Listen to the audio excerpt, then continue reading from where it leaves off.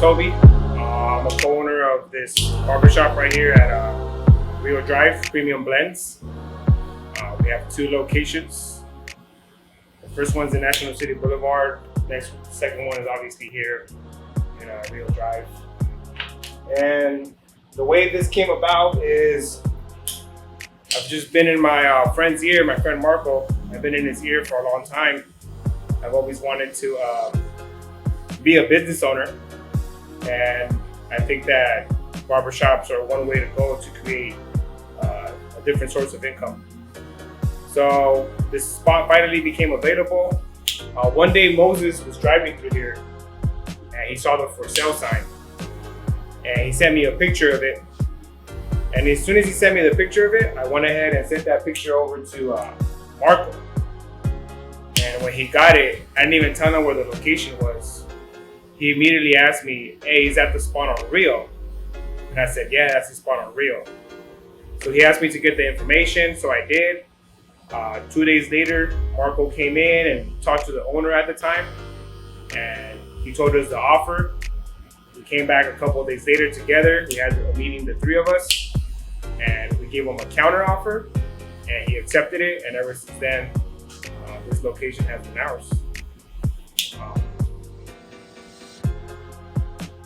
I think we're going on 7 months now of having this spot.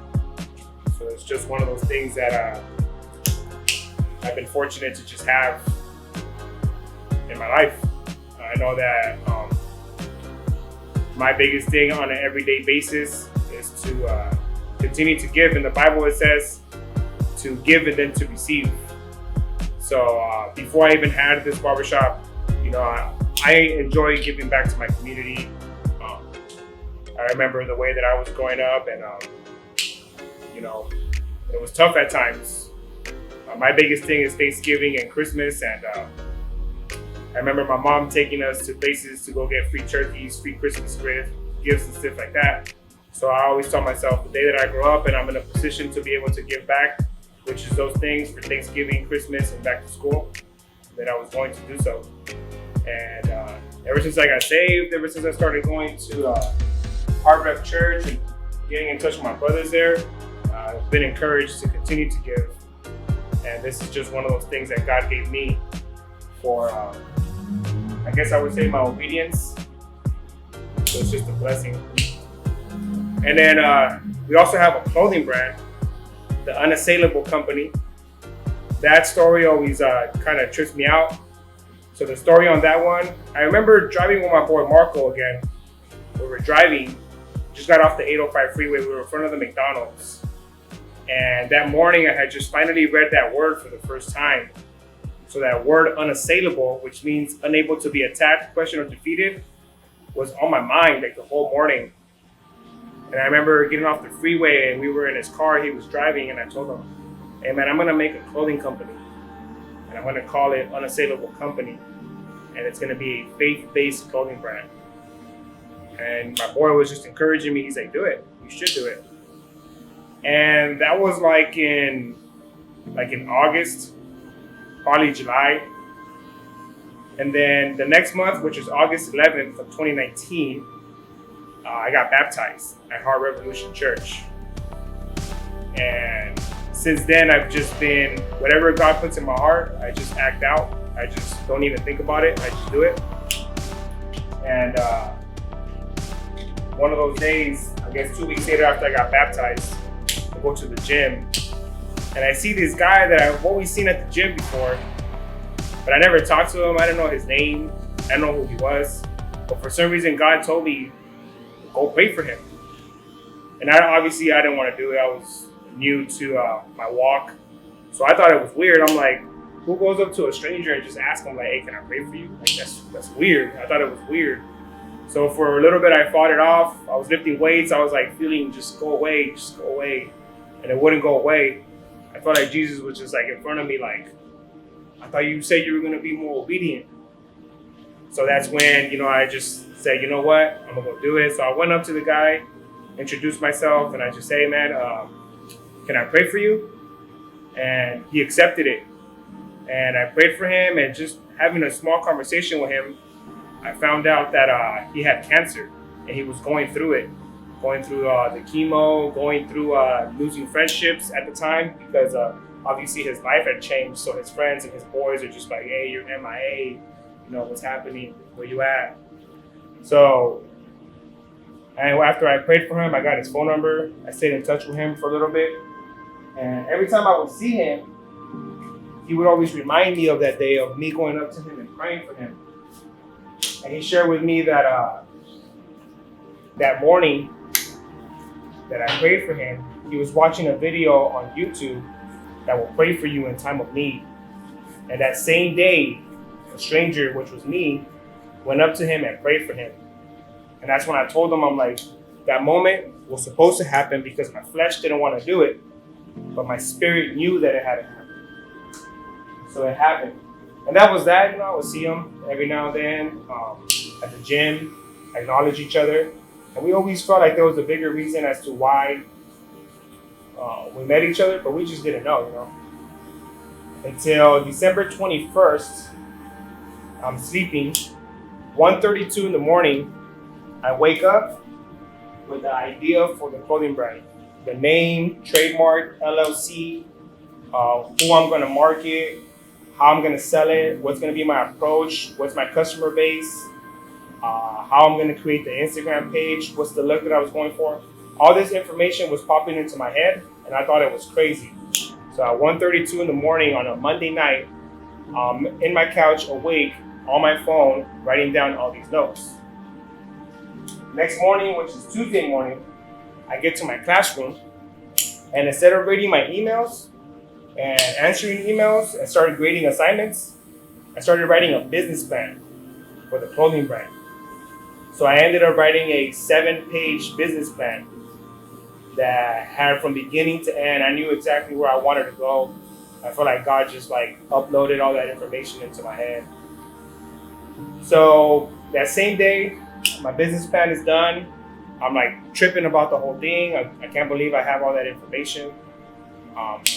10, 15 minutes before the end of the day, the school day, a student that rarely talked to me about anything personal came up to me just randomly and asked me, hey, Mr. Vegas, what are you doing for Christmas break? You know, so I had a short conversation with her. And then she told me right then and there, my dad would like to meet you. So I asked her, oh, it's kind of weird, why does your dad want to meet me? And she said, oh, it's because I talk about you at my house. And he thinks that you're a cool guy. He wants to meet you. So I said, okay, cool. What does your dad do for a living? And she said that he makes clothing for clothing companies. And he has his own factory. So immediately I was like, no way that all this is just falling in line. So then I told her, I said, hey, you know, go home. Let your dad know that I would like to meet him. Let him know that I want to start a clothing company. And let me know if I can contact him. And she said, okay. So the next day, which is Wednesday, she comes into my classroom and she tells me, Mr. Vegas, my dad said it's okay. You can contact him. I said, okay. So I sent him a text. And in that text, I just said, hey, my name is Josue. I'm your daughter's math teacher. You know, I want to start a clothing company. Let me pay you $100 for an hour of your time so you can give me some information about being in the industry. And not even 30 seconds later, he responded to me.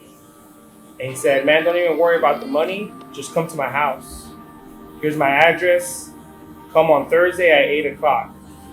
So Monday I had the idea. Tuesday she came up to me and told me that her dad wanted to meet me. Wednesday I contacted him. Thursday I'm at his house. All this in the same week, right? So I go to his house and man, it was just a fruitful conversation. Like we just talked about life. We talked about how, you know, he started his company. I talked to him about, you know, my desires in the business field. And he finally said, okay, so tell me about your idea for the clothing brand. I said, okay. So I took out my iPad and I started reading my business plan to him. And within 30 seconds of me reading my business plan, he said, whoa, what are you doing? I said, well, I'm reading my business plan. And at that point, he was like, man, whatever you need, I got you. And I was like, why?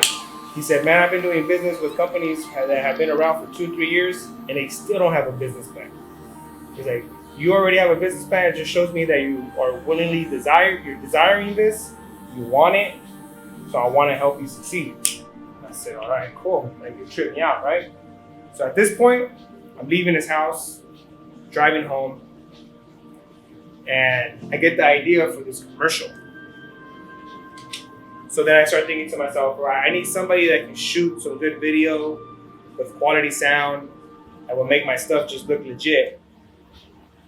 So I go on Instagram and I try to find someone, and I did. I find 2 people that do some pretty dope videos, some pretty dope editing and sound and all that.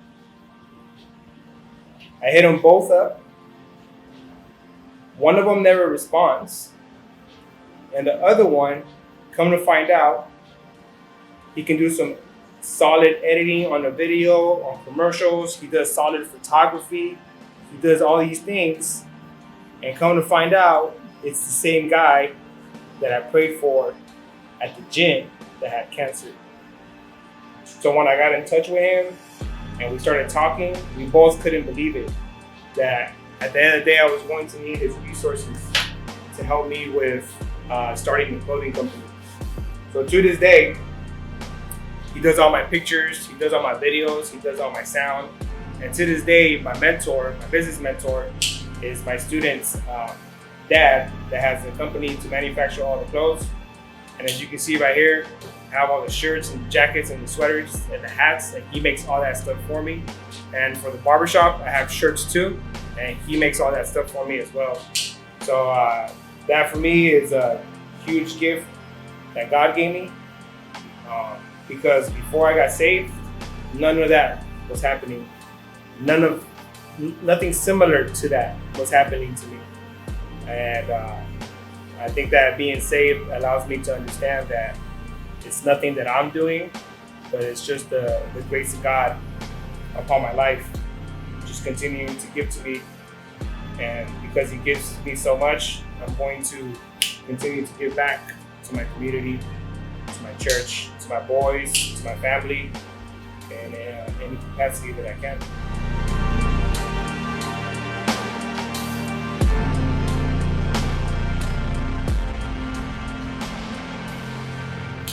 My name is Toby Villegas, and I'm happy to give.